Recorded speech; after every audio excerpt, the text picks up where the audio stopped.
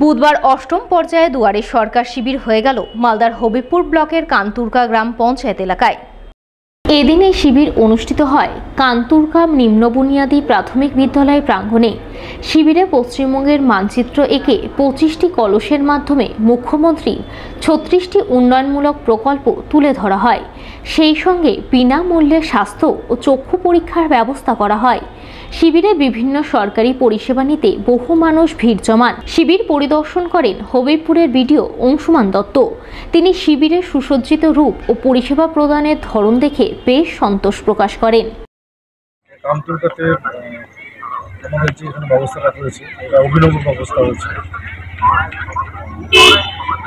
এতে গ্রাম পঞ্চায়েতের মহিলাদের বেশি আকর্ষণকারী হয়েছে এবং ওরা ক্যাম্পে সেলফ হেল্প গ্রুপ তৈরির উপর বেশি নজর দিচ্ছে। হেলথ ক্যাম্প আছে, হেলথ ক্যাম্পেও ভালো সাড়া পাওয়া যাচ্ছে।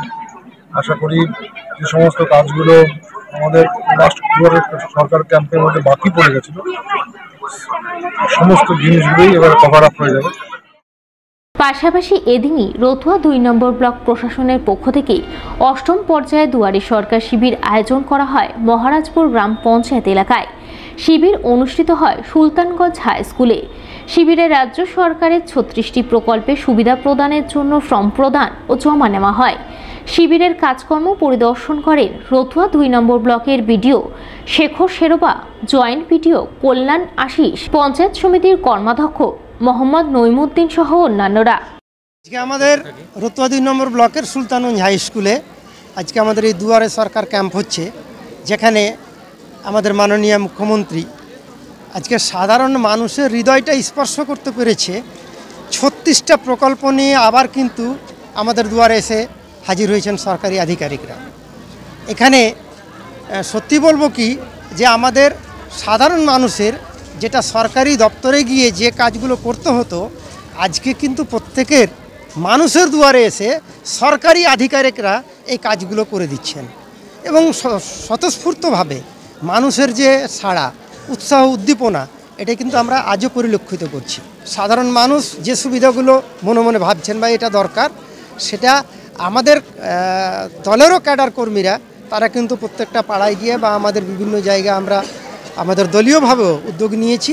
তারাকে এটা অনুপ্রাণিত করছি যে আমাদের ক্যাম্পে এসে সরকারি যে সুবিধাগুলো আছে তারা যেন এখান থেকে নিয়ে যায়।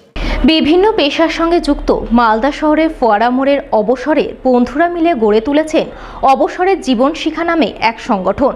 সেই সংগঠনের উদ্যোগেই এক অভিনব অনুষ্ঠান হয়ে গেল মঙ্গলবার। এদিন সন্ধ্যায় মালদা শহরের ফোয়ারা মোড়ে এই অনুষ্ঠানের আয়োজন করা হয়। অনুষ্ঠানে উপস্থিত ছিলেন অবসরের জীবন শিক্ষার অন্যতম সদস্য আইনজীবী Sudipta Ganguly, Malda press and photographers অ্যাসোসিয়েশনের সম্পাদক রণজিৎ দাস সহ আরও অনেকেই।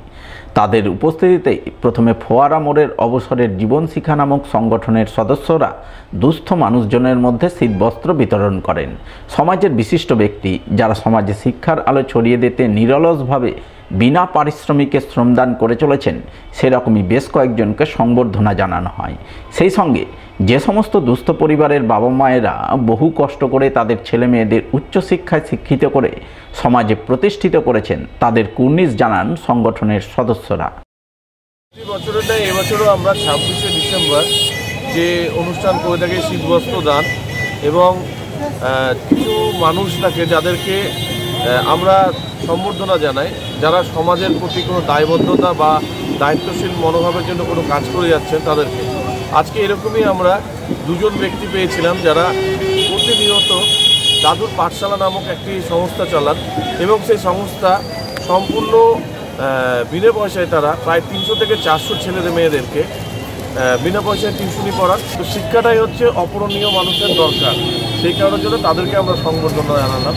এবং আমরা বেশ কিছু এমন টিচারদেরকে জোগাড় করেছি যারা প্রকৃত শিক্ষক, যারা এই যে শিক্ষা ব্যবস্থা একটা ছাত্রকে কীভাবে তৈরি করতে হয়, কেবলমাত্র মার দিয়ে বা বকা দিয়ে বা টিউশনি ফিস দিয়ে শিক্ষা লাভ করানো যায় না, তাকে কীভাবে গাইডেন্স দিতে হয় বাড়িতে গিয়ে, এবং তাকে পিতৃস্নেহে মাতৃস্নেহে পালন করে তাকে শিক্ষা দিতে হয়। সেরকম শিক্ষকদেরকে খুঁজে আমরা তাদেরকে কুর্নিশ জানাই।